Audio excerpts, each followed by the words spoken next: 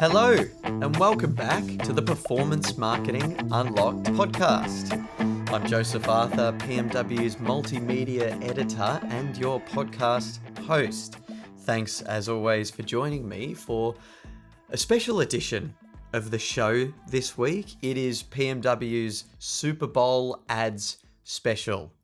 Super Bowl 59 has come and gone, and joining me to talk about all of the advertising implications of definitely the biggest sporting event on marketers' calendar, if not one of the biggest global events on global marketers' calendars each and every year, is Robin Langford, our editor. He joins me to chat in the lead up to the event. We recorded a bit of a part one, part two for this. So Robin and I chat ahead of the Super Bowl about some of the early winners, some of the best campaigns ahead of time.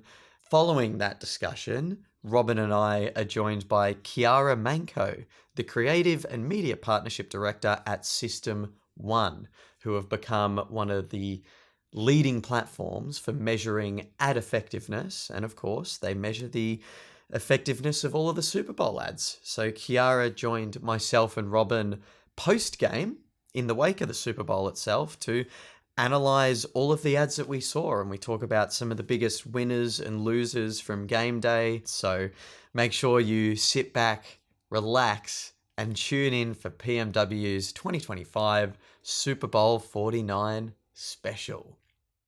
Robin, hello. Welcome back to the studio. Hey, Joe. Good to be here. Yeah, excited to be back? Yeah, it's been a while. Has it been a while? When were you last on the podcast? Pre-Christmas, I think. Oh, really? Is this your first time in the new year? Oh, goodness. Well, I'm sorry. I haven't kept you away intentionally. I'm sure the listeners are happy to have you back. And we've got you on deck to talk with me about something really important. This is going to be a bit of an interesting podcast because we're recording, I guess, part one now, ahead of the big event we're talking about, which is Super Bowl 59. And we're going to be recording part two after the Super Bowl. You can listen to it all in one here if you are tuning in. The Super Bowl, Robin, a big day for advertisers, isn't it? It's a massive day. I mean, it's one of those biggest days in the marketing calendar. A bit like Christmas here. It's a chance for advertisers really to sort of lay out the groundwork for the year and do their big creative moments. The stuff that wins at Cannes Lion is often the things that play at the Super Bowl. In the Super Bowl, I should say it is Philadelphia Eagles, my Philadelphia Eagles, representing, been a long-time fan of the Birds, against the Kansas City Chiefs. Before we jump into the ads, have you got a prediction for the game, Robin? Are you much of an NFL fan? I am unfortunately not much of an NFL fan. Where's my beanie, Joe? I wasn't provided with a beanie. But no, my knowledge of the NFL goes back to me playing John Madden when I was a kid. And so that's as much as I know about NFL. But I've watched one Super Bowl live in my life, but I've covered Super Bowl ads for a long time now. So that's my Super Bowl, is the actual ads. There you go. Well, I think you're not alone, certainly when it comes to this industry and the listeners of this show. But the advertising, we spoke about, I guess, why it's such a big moment in that it's stuff that plays well at Super Bowl, often plays well at Cannes. But why has this event become something that's all-encompassing? Because you've got the game itself that a lot of people, myself included, are concerned with. Then there's the advertising element. Then there's the halftime show, which is often looked at this sort of event within an event. How has it become larger than life, and where does the opportunity lie for brands? It's interesting because the Super Bowl isn't actually the most watched sporting event in the world. That would be like the World Cup, the Olympics, but it is the cricket, I believe. The cricket as well. I think you're right. Actually, it's huge. But I think it lends itself so well to advertising. Number one, American football has so many quarters, so there's actually about 50 to 60 ad slots within that, and each of those commercials are now worth, brands will pay something like, I think it's £8.5 million for one 30-second commercial at the Super Bowl. It's such a valuable real estate because you've got, I think last year, 112 million people tuned in to watch it, which is huge. But more interestingly for the performance marketing world, I think, is that you get a lot of build up nowadays. More so every year, there's pre-launches of adverts and also post. People go onto YouTube, people go onto all sorts of places to rewatch the ads because that entertainment factor is so high. So it kind of has this all-encompassing halo effect that goes way beyond just the match and just showing it on TV. It used to be in the old days, everyone would just watch a match, see the commercials, and then that would be it. These ads last so much longer now. They last before the game with all the previews and after the game as well. You're right. And in terms of exposure, because obviously the broadcasters, there's several different broadcasters. People like you and I are tuning in the UK, we're going to get a different broadcast than someone tuning in stateside, I suppose, which is where a lot of those famed ad slots are showing up. But you mentioned there the platforms, social media, YouTube, that's where a lot of the fuel for the fire, a lot of that kindling sort of lies there. And it definitely becomes more performance orientated the more I think about it. And it seems each and every year there's new elements, and not just in terms of innovative technology like putting QR codes into ads or having these sort of social media games running alongside things and hashtags and seeing what's trending, but it's just people go to YouTube to watch the ads, and we've got System 1 for the last couple of years. They've sort of curated their list with their test your ad platform. They give each ad a creative effectiveness score, which is sort of short-term and long-term sales potential. So you'll be hearing from someone from System 1 shortly, but yeah, it's certainly larger than life. But what about the ads that have stood out to you? Have you got any past favourites, whether that be those big £8 million ad slots or a campaign that you thought's really hit home in previous years? Yeah, there's been a few, and I was trying to think of ones that, because I think the Super Bowl is very much a branding activity. It's about going for those big, long form commercials that get into people's minds for the rest of the year. So when they're in market to buy some of those products, they think about that great fuzzy feeling that Super Bowl commercial had. But there is increasingly a performance marketing element to some of the ads in terms of that driving that short-term sales stuff. Some of the ads that stood out to me over the years that have changed the way Super Bowl ads have been approached was there was the Oreo Dunk in the Dark ad, which wasn't actually a Super Bowl commercial. It was back in 2013. There was a 30-minute blackout in the Super Bowl game. And suddenly on Oreo's Twitter feed, they managed to turn around an ad that said, "Don't worry, you can still dunk in the dark." And that just got everyone, it kind of changed the game a bit, because it realized you can have these sort of Super Bowl adjacent ads that was quickly responsive.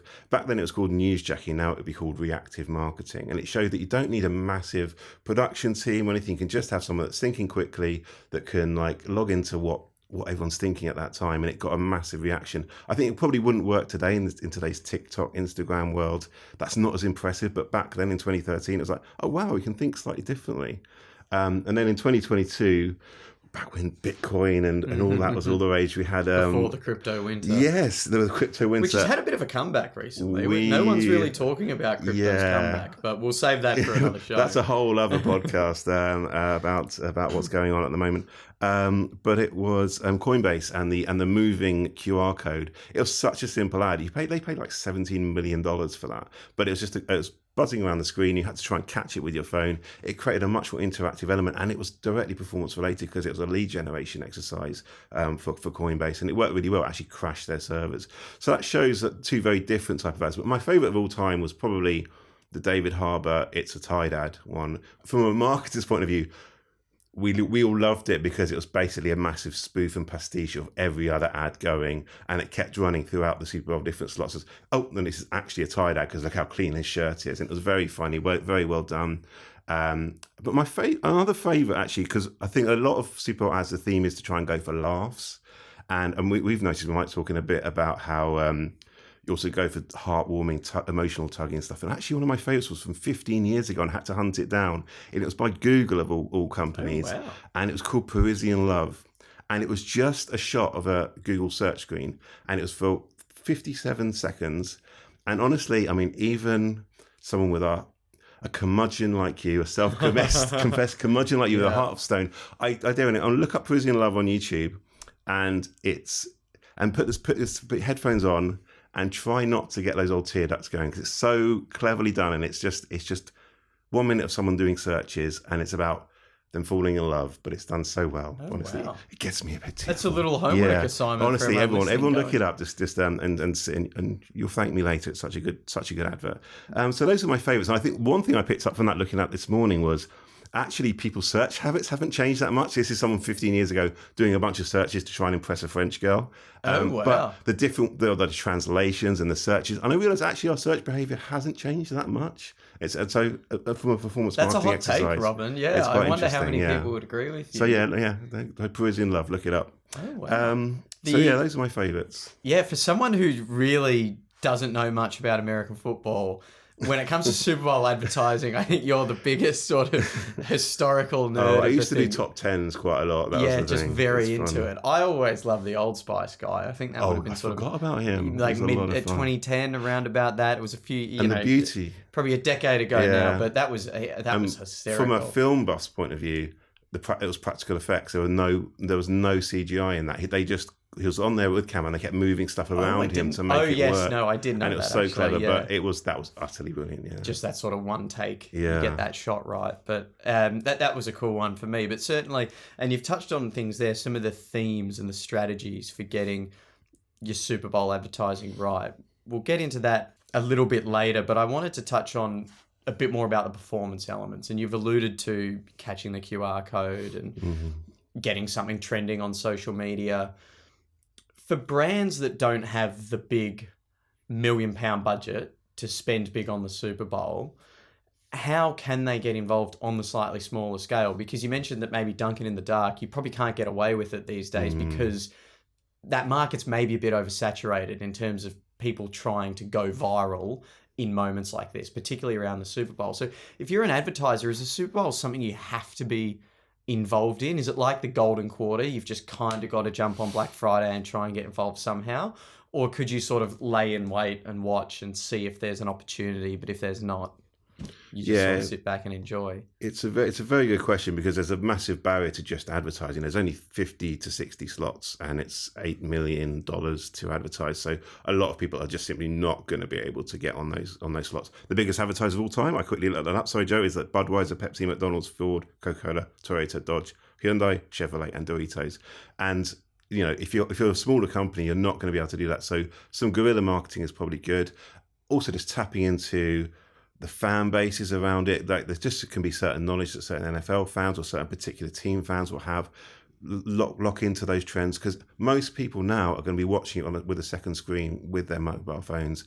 Just try and find ways to reach those people that are going to be idly looking up the like news or chat about the game while it's on. So that's another way. Also, I think in America there's also local stations and local areas where it's on, and I think there's different ways you can reach them via that. Scope for a lot of geo-targeting. You can find some niche audiences within a very big one. Yeah, and there's lots of just adjacent events. I mentioned to you earlier, there's a thing called the Puppy Bowl where Animal Planet just get a bunch of dogs and they play a sort of game all around it. And since its 21st year now, and they attract advertisers to that. So you can kind of get into the hype on that level. So I think just think differently, find your niche because there's loads of niches around this sport and around the fandom around it. Just keep being smart about it. And a lot of performance marketing can play that role. Well, and I think that might be the way to go, particularly for those, you are a smaller challenger brand that doesn't have the big budget, because I think it takes away a little bit of the risk as well. Is oftentimes you talk about, there's been some real flops when it comes to Super Bowl ads and a lot of quite famous ones and these big moments where I don't know if it's a case of there's no such thing as bad publicity, because every now and then you get a brand that spends millions on a huge ad slot, and imagine the pressure that's on that ad to perform. And if it's just one of those, how many sort of forgettable ads are there where you can't really name them 12 months after the fact, 6 months after, maybe even a week after. I just see that being as a marketers are pulling their hair out after that moment. So certainly, even if I were a big brand, I think maybe the best way, instead of paying to play, you just sort of sit back and try and capitalize on the performance elements and do that proactive, reactive marketing as opposed to the really big budget campaigns, because, I shudder to think of what happens if all that ad spend is for nothing. Yeah, I mean, I think Kantar did some research that the ROI on Super Bowl ads is quite high, as in you can get the average return is $4 for every dollar spent. But you've really got to go in hard with really strong creative, and you got to make sure you're well researched for it and stuff. But the biggest spenders are actually the automotive brands, and actually for me, they're some of the most forgettable ads sometimes, because I'll see, that's a fun car ad. Oh, that was for Which one? Chevrolet? Your Ford? miscellaneous car ad where they try and make an epic, and so it's always very cinematic. But look out for the automotive ads. See if they're trying to do anything different this year. Yeah, that isn't just a sort of James Bond cutscene. It could look like it's one of those moments where he's driving away in his car somewhere on the French coast. But it's like, the James Bond driving scenes without any of the interesting bits. It's just, all for the allure and the look. What about 2025, this year? What have we seen so far? Because already we've got the game. We're recording this on the Thursday beforehand. The game's coming up on Sunday. But already there's campaigns aplenty on Super Bowl 59. What are some of the ones that have stood out to you, or some of the ones that you've seen percolating? Yeah, I have to admit, I haven't seen that many yet. I'm going to enjoy looking at them as they come out after the Super Bowl. The ones that have been really sort of coming up on my radar have been like the Heinz Harry Met Sally one. It's going everywhere and that's just a typical Super Bowl ad. Having covered this for quite a few years now, get some celebrities, do a nostalgia moment. Then they brought in what's her name, Sweeney, to do bring it in for the kids. Sydney Sweeney, that's it. And that what's her name, Sweeney? You're gonna look old if you're not careful. I know. She's massive now. Even I know who that is. But it feels like it's obviously going to succeed. But it's followed very much a Super Bowl ad template. Get celebrities in, do something for old and young. The celebrity one is interesting because System 1 have brought out some research, so have Binder as well, and our preview piece, which is live on the website now. You can go and look at that, read that for a bit more detail on these things. But there's been 2 ads that have performed very well so far this year per System 1's Test Your Ad platform. And they've both actually got over 5 stars. They basically give for anyone who doesn't know, a creative effectiveness score, a maximum of 5.9 stars for each ad. And they've got a number of metrics for that. But since 2020... there hadn't been an ad that's achieved somewhere in that 5-star range. 4.9 have been the highest. Notably, this year, there's been 2 ads already before the event. One has got 5.6 stars. That's the NFL's ad. If you YouTube Somebody, It Takes All of Us, you can go and watch that. And then there was a perfect 5.9 star score for Lay's, which is Lay's Little Farmer. So you can go to YouTube and look at that. But it's interesting that there's been 2 very high scoring ads when there haven't been in previous years. I think you said before we started recording, Robin, that last year was just about the worst performing. Well, according to System 1, Andrew Tyndall said that. So I think there was a bit of a dip sort of post-COVID. But the point on these 2 ads I'm talking about, and we watched them before we recorded, is there is not one celebrity in either of them. Both of them speak to that narrative, trying to tug at the emotional heartstrings, storytelling aspect, with a little bit of humour sprinkled in there in elements, but these 2 specifically, they're very emotional. No celebrity at all, and they've gotten pretty much perfect scores. Yeah, I think that might be something that signifies a bit of a cultural shift as well. We aren't quite as wowed by big name celebrities as we used to be. It might also be something about the TikTokification of society, in that we are more into sort of smaller scale influences. Everything's getting a bit more fragmented in the world, so there aren't as many mega celebrities, and we aren't as wowed by them as much nowadays. So maybe that's what brands are tapping into, more genuine stories and stuff. And it's interesting, both of those are kind of heartwarming stories. They're not going with the cheap laughs and the celebrities doing something goofy. They're gone with something a bit more meaningful. And the Lay's one is 3 minutes long, which again, long form video is probably it's one of the few places you can get away with it still, is in a Super Bowl ad. Yeah, the long form video is interesting, but no one's going anywhere. It's one of those ones where the Super Bowl, if you are tuning into the broadcast, the ads, like the halftime show, are a bit of an event in and of themselves. So marketers probably feel a little more comfortable that people are going to sit in and watch and sort of commit to the ads. And yeah, 3-minute ad from Lay's, but it was quite good. I quite enjoyed it. It was very emotional, sure. The celebrity point's an interesting one, though, because some of Binder's research leading into this year, they've talked about themes, and it seems that celebrity, it used to be a bit of a surefire hit, is if you just get a big enough celebrity in, have them do some funny acting, go for those cheap laughs, it will pay off.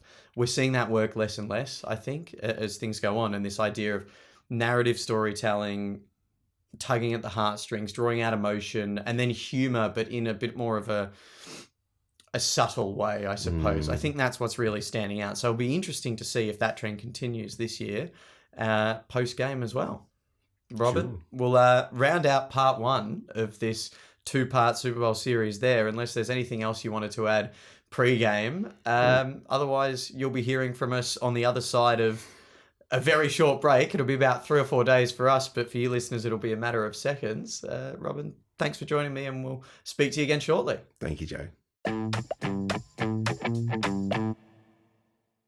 This episode of the Performance Marketing Unlocked podcast is brought to you by Performance Marketing Unlocked. It is PMW's flagship event, 2-day conference at the beginning of March, and we would like to offer exclusively to our loyal podcast listeners free brand tickets to the event. Follow the link in the podcast description to grab yours and join the ranks of industry giants like Apple, Disney, Microsoft, Ralph Lauren, Unilever, Sky, and Just Eat, as well as hundreds more brands who will be in attendance. But that's not all. You'll get the chance to hear from incredible speakers like Les Binet, the marketing effectiveness guru, and Dr. Grace Kite, founder of Magic Numbers, who's revolutionizing how we use numbers in marketing. Don't miss the jam-packed agenda, including discussions on AI's role in performance marketing and unlocking creative strategies for better ROI. Make sure you click the link, grab your ticket, and I'll see you there. You'll be hearing from me too.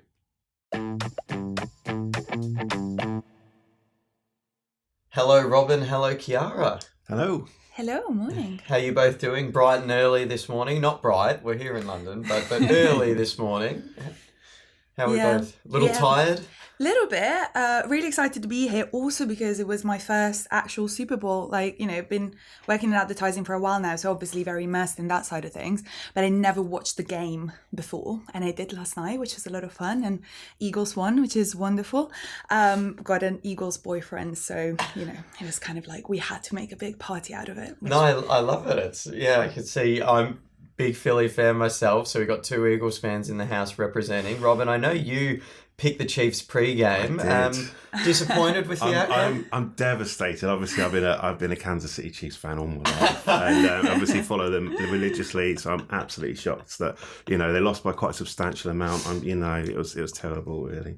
Yeah, I mean, the game itself, I guess for the neutral in particular, not very exciting, but that's enough for the football because we're here to talk about the ads, of course. Now, Chiara, you join us from System 1, who are a good barometer for advertising performance, and you guys have made the Super Bowl your own in many ways in terms of testing ad effectiveness. Why don't you just tell us briefly about the Test Your Ad platform, and we can jump into some of the best ads of the day from Super Bowl LIX 59. At System 1, the way we test ads is to measure their effectiveness in both the long and the short term. So to measure their potential, how they're going to work for brands in both the long and the short. And what's really unique about our method is that we measure how an ad makes people feel.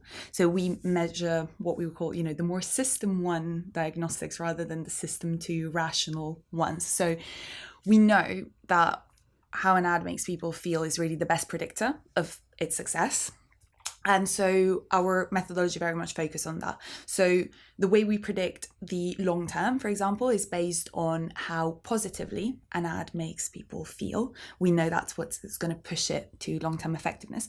And then on the other hand, when it comes to short term, it's all about strong branding, like branding early and strongly, as well as emotional intensity. So we know that's really important for more like performance things. And then we also measure strength of branding overall, which is like a really interesting point for the Super Bowl. I'm sure we'll have the chance to talk about that. So overall, this is how we test ads. And we've, been up all night, the US team obviously, putting all the ads into testing. Some of them, aired pre-game. There were some teasers or some early releases. Other ones aired only the night off.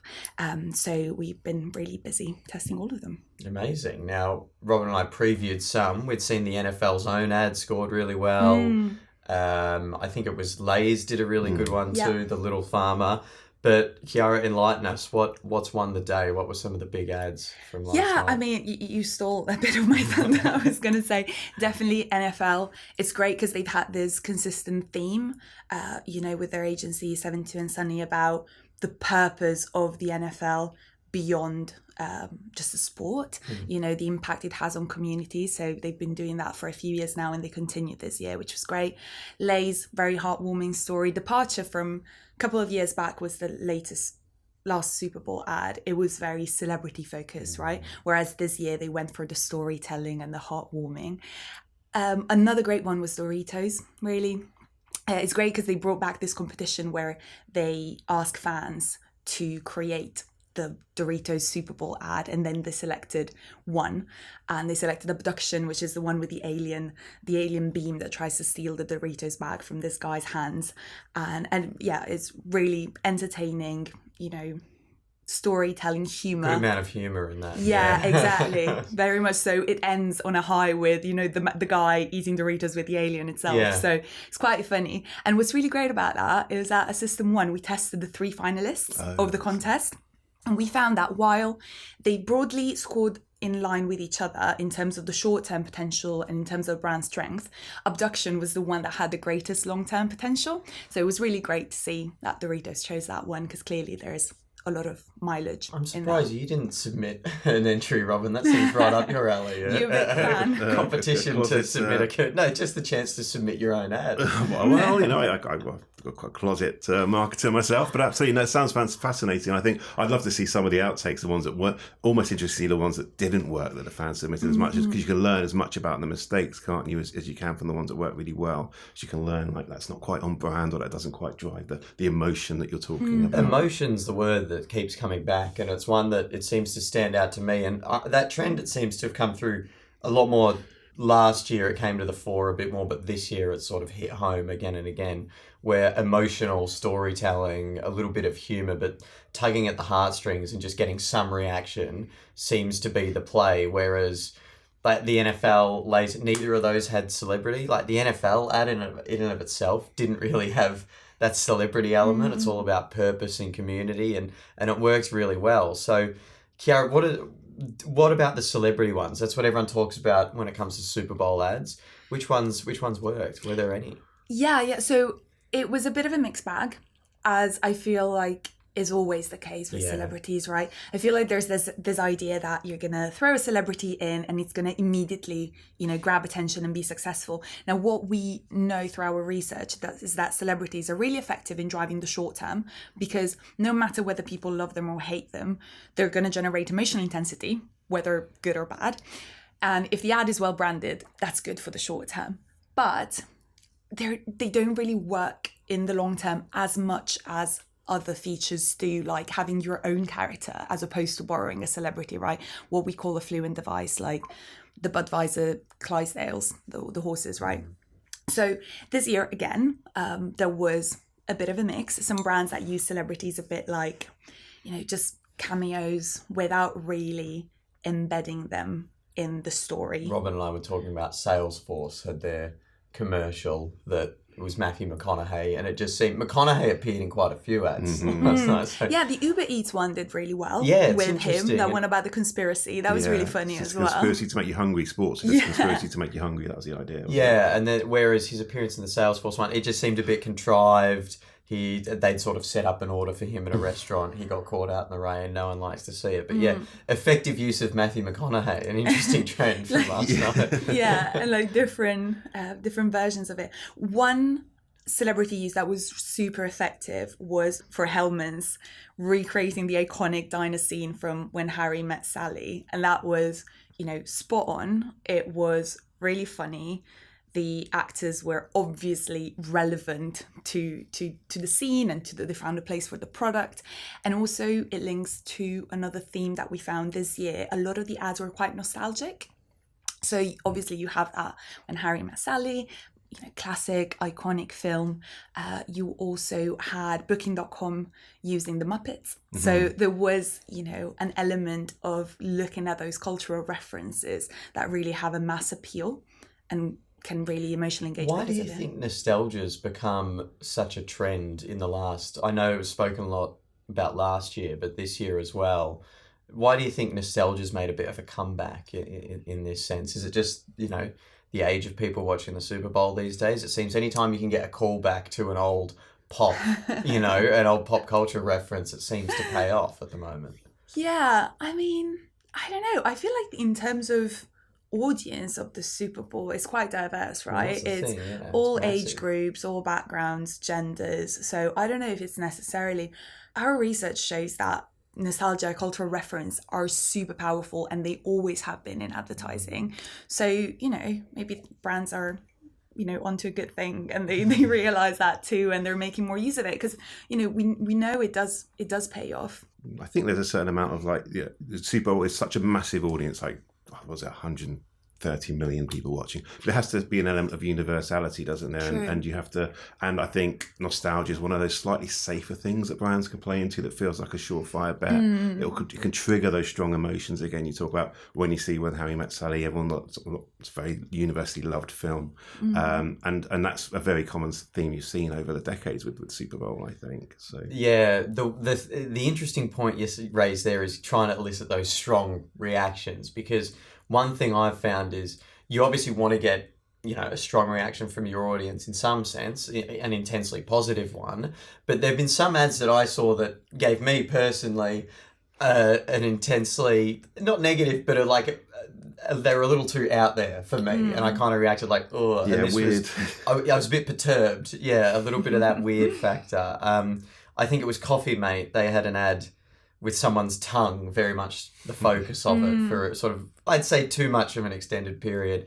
Can we speak to Chiara at all if there's any of that wow factor?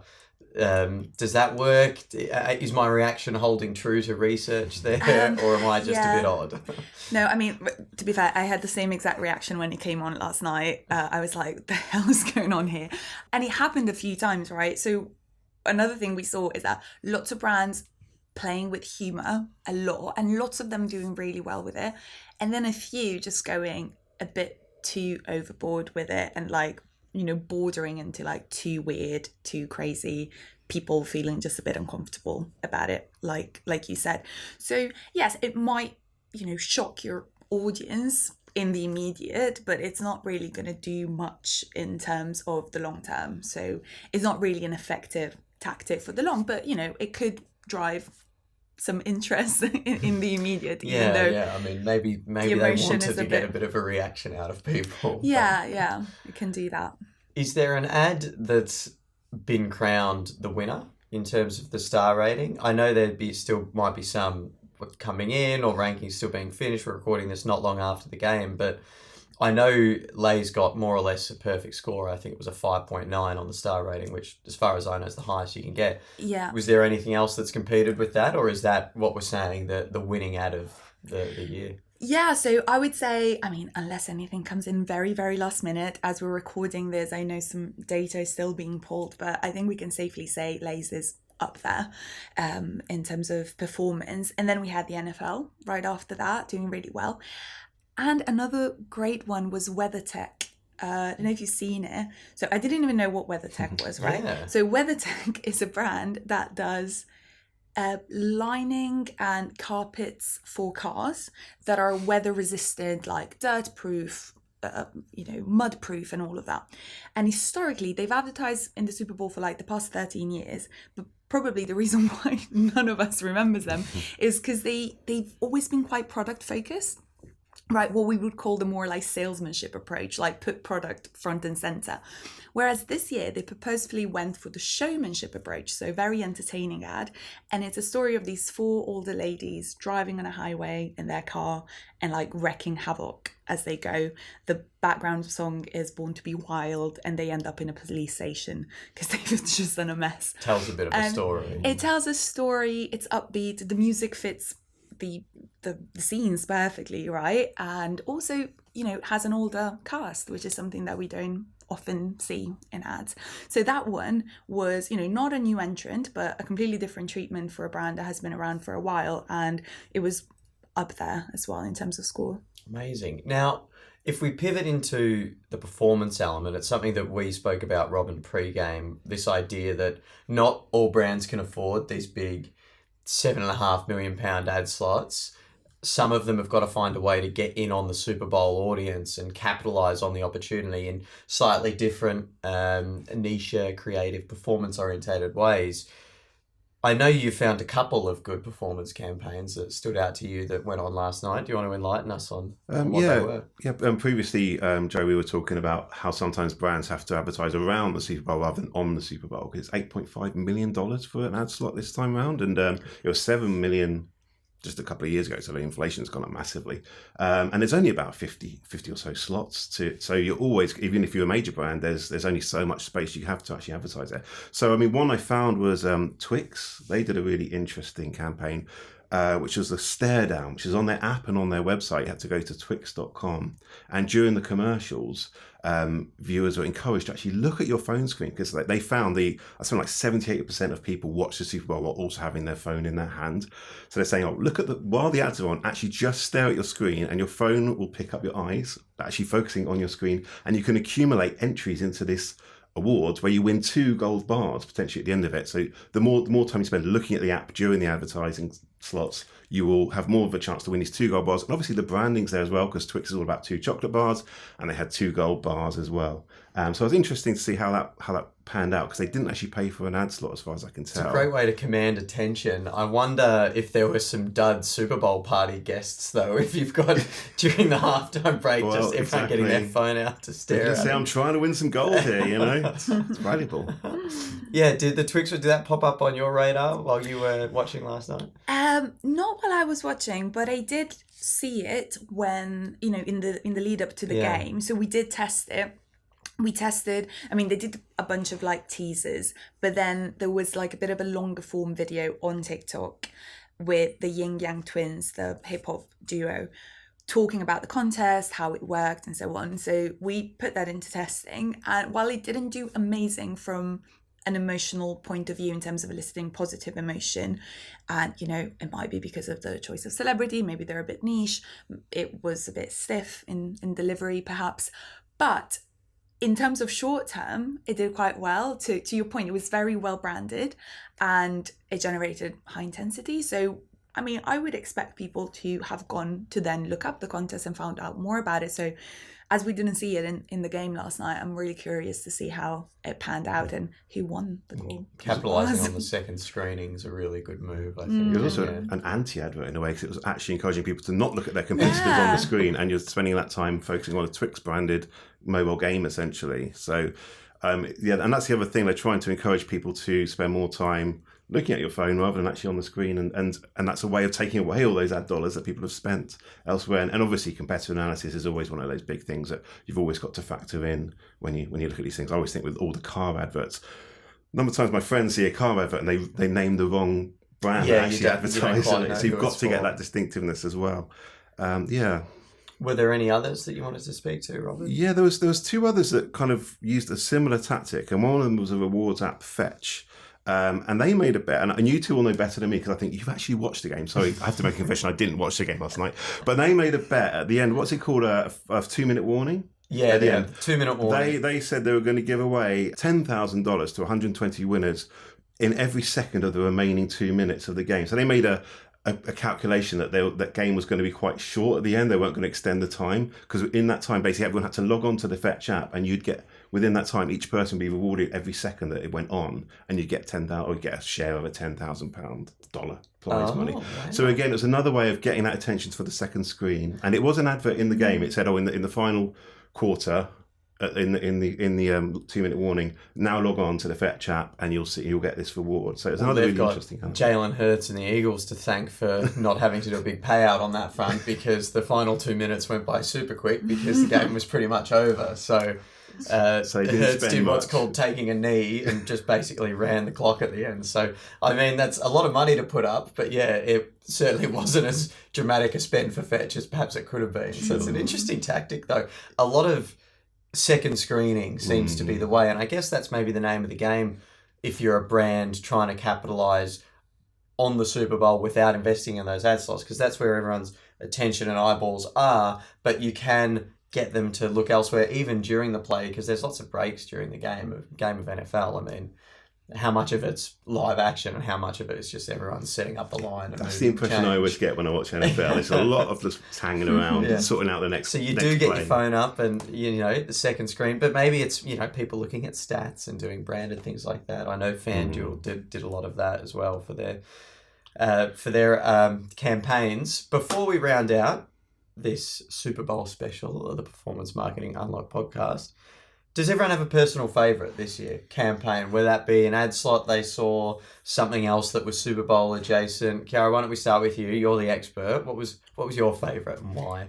Okay, mine is potentially a bit of a controversial one because it didn't do amazing in the System 1 testing, at least in terms of the long-term potential, that star score. It didn't do bad, but let's say it was a modest performance. But I just loved it. The Mountain Dew ad with Seal. So for anyone who's not seen it, it's literally Seal, the singer, transformed into a seal on a rock in the middle of the ocean, singing a version of Kiss from a Rose that's actually called Kiss from a Lime and has words to reference Mountain Dew.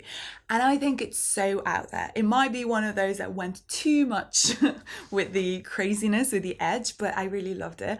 I think it did well in terms of short-term potential. You can see why, well branded, high emotion intensity, but not all of that was positive. So some negative reactions, but I guess it makes sense. Perhaps Seal is a bit of a divisive celebrity in the sense that the younger generation may be too young to know him. There was one of my colleagues in the office, 20, had no idea who he was, didn't really understand the pun at all, and I was like, oh God. And then on the other side, you have more adult people or older people who might just think it's too crazy, like my mum, for one, didn't like it at all. We're big Seal fans at home, and she was like, this is grotesque. So I think me on the other hand, you sit within that perfect niche. Like exactly the sweet spot. Is. I just thought it was really funny. He was so expressive. Like, we know expressive actors, when you're using celebrities, it's very important for them to be expressive. And considering he only had his face to play with, because his whole body was a seal body, he was so expressive. He was so funny. The ad had the right momentum as well. There was a moment of tension in the middle when there's sharks approaching the rock and the music stops and then it resumes. I think it was just the perfect amount. I enjoyed that one too, actually. And that's one that I think the System 1 analysis speaks a lot to the short term, because in the immediate reaction, a few of the other lists I've seen of ads that performed really well, here's our favourite Super Bowl ads and why. The Seal Mountain Dew one, it is popping up a lot, so maybe it might not have that longevity to go the distance, but certainly in the immediate reaction, I really liked it too for the same reasons. I thought it was funny, it's out there. Seal's a celebrity that I like, and I find him a bit esoteric and interesting, and he's kind of a different character, and it was a bit of a different ad, so I thought it suited his persona as well as the brand, and those two, that use of celebrity was very in alignment for me. Yeah, definitely. And to your point around performance, what we've seen this year is actually the strongest Super Bowl in the past 6 years in terms of long-term effectiveness, but also performed really strongly in terms of the short term.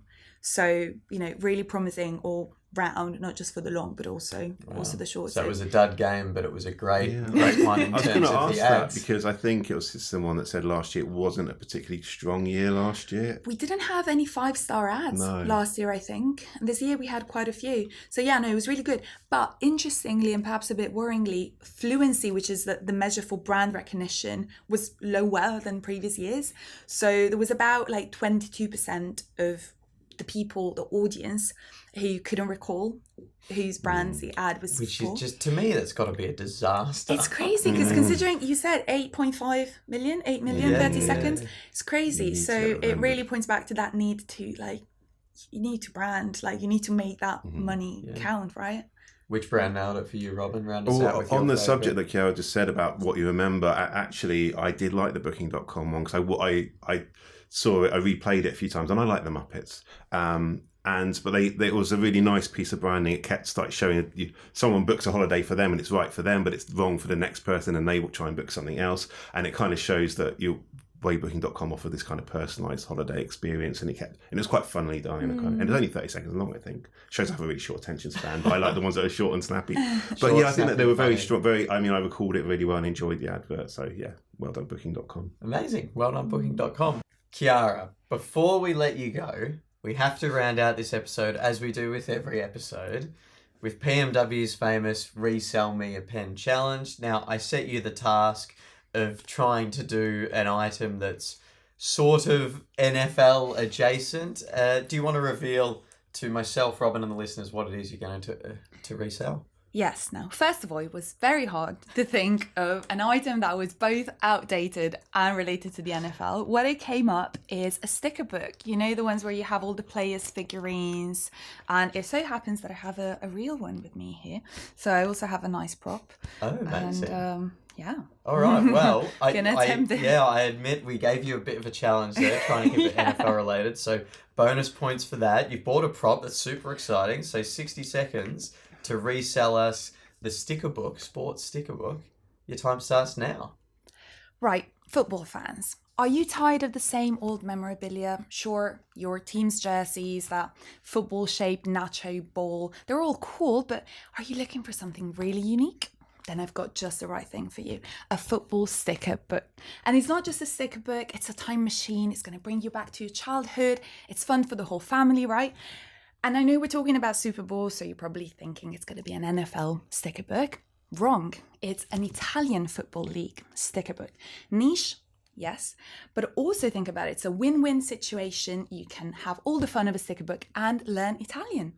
Quindi, cosa state aspettando? Prendetene uno subito. Which means, what you're waiting for, get your hands on one now. See? Already fluent. Wow, unreal. 48 seconds as well. Really? So you've gone under, you've got bonus I points. spoke much faster than when I tried. You've learned something as well. Learn Italian. It's amazing. Oh, well, yeah. I'm blown away, Chiara. Honestly, that was terrific. I mean, you've hit the brief. It's sport adjacent. We're here talking about the Super Bowl. You hit some of the themes that worked in the ads this year as well. You talk about nostalgia. It's a little bit old school. Yeah. You can go back to your childhood. Yeah, that's pretty much perfect marks for me. I don't know about you, Robin. I feel like I know a bit of Italian now too. Exactly. Yeah. Bueno, anyone who knows me knows I love sticker books, and I was always going to say this is a great one. I'm going to show my age, but I had an Italian 90 sticker book, which is in a folder. Actually, like one of those massive, and it's a piece of like collector's items now. So I'm a massive fan of collecting stickers. And Lovely. and it's so much better than NFTs and things you can't actually hold, isn't it? So I just love a physical thing, right? books, yeah. Oh, amazing. Well, Chiara, well done. Nailed it. Resell Me a Pen challenge complete. Thanks very much for joining us, Chiara, early this morning. We appreciate your time and all your efforts gathering and compiling the data just in the early hours of the morning, not long after the game. I'm sure you're knackered as well after watching it too. I know I am. So big thank you to you, and thank you to Robin as well for joining us for this 2-part Super Bowl special. Kansas City Chiefs next year. I'm a totally converted fan now. I'm gonna root for the underdog. All right, and with that, we'll leave you. Thanks very much for tuning in, and thanks to my guests for joining me. Thank you. Thank you. And that concludes this episode of the Performance Marketing Unlocked podcast. A big thank you to my guests, Robin Langford, for putting in a good shift this week for part 1 and part 2. And a big thank you, of course, to our expert, Chiara Manco, Creative and Media Partnership Director at System 1, for bringing all of the data, analytics, and research. Also, I'd like to thank Jalen Hurts and the Eagles for bringing the Vince Lombardi Trophy back to Philadelphia for the second time. Very happy about that as a big Birds fan myself. And before I let you go, as always, I'd be remiss if I didn't thank you, the loyal listener, for tuning in each and every episode as you do. We'll be back, of course, in a fortnight's time with another episode of the Performance Marketing Unlocked podcast. In the meantime, have an amazing week, and you'll be hearing from me again shortly. Bye for now.